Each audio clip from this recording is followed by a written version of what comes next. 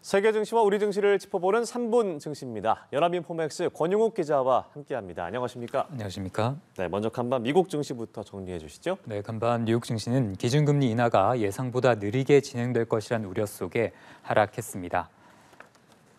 네, 마감 가격을 살펴보면 다우지수는 전장보다 0.71%, S&P 500 지수는 전장 대비 0.32% 각각 내렸고요. 나스닥 지수는 0.2% 낮아졌습니다. 예상보다 고금리 기조가 오래 유지될 수 있음을 시사하는 연방준비제도 당국자들의 발언에 투자 심리가 위축됐습니다.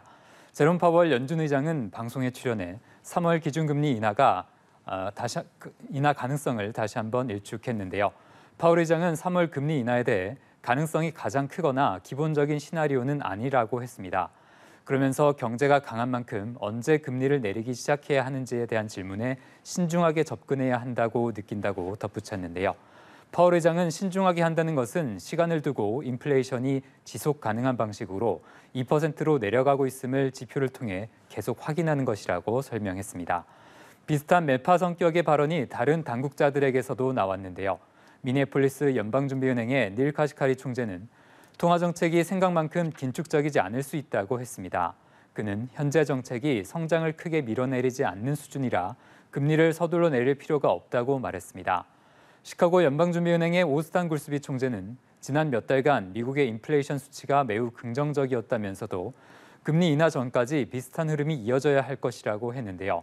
이는 금리 인하를 위해서는 지금과 같은 인플레이션 둔화 흐름이 계속해서 이어져야 한다는 것으로 신중하게 지표를 확인하자는 의미입니다.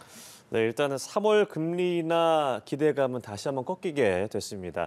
자, 간밤에 나온 경제 지표는 강하게 나왔다고요? 네, 그렇습니다. 미국의 서비스업 지표가 발표됐는데 예상보다 강한 모습을 보였습니다. 공급관리자협회가 발표하는 서비스업 구매관리자 지수는 53.4로 예상치를 웃돌았고 경기 확장세의 기준이 되는 50을 13개월 연속 상회했는데요.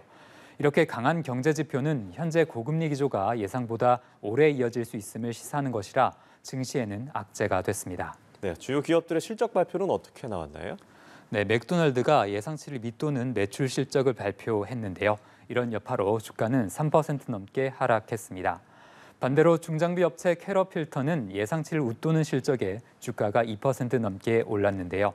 다른 눈에 띄는 개별 종목으로는 보잉의 미인도 여객기에 결함이 발견돼 인도가 지연될 수 있다고 밝히면서 회사 주가가 1% 이상 내렸고요. 테슬라 주가는 일론 머스크의 마약 복용설과 독일 고객사의 거래 중단 소식에 3% 넘게 떨어졌습니다. 엔비디아는 골드만삭스가 엔비디아의 목표가를 올려잡았다는 소식에 4% 넘게 뛰었습니다. 네, 그럼 마지막으로 오늘 코스피 전망까지 짚어주시죠. 네, 어제 코스피는 장중 낙폭을 키우며 1% 가까이 하락했습니다. 지수는 차익 실현 압력 속에 2,591선에서 거래를 마쳤는데요. 오늘 코스피는 보합권 근처에서 출발할 것으로 전망됩니다. 국내 증시는 저평가된 종목 중심으로 매수세가 쏠렸다가 그에 대한 반작용이 나타나고 있는데요. 오늘도 장중 변동성이 다소 커질 수도 있겠습니다. 네, 오늘 말씀 여기까지 들어보겠습니다. 3분 증시 권용욱 기자와 함께했습니다. 고맙습니다.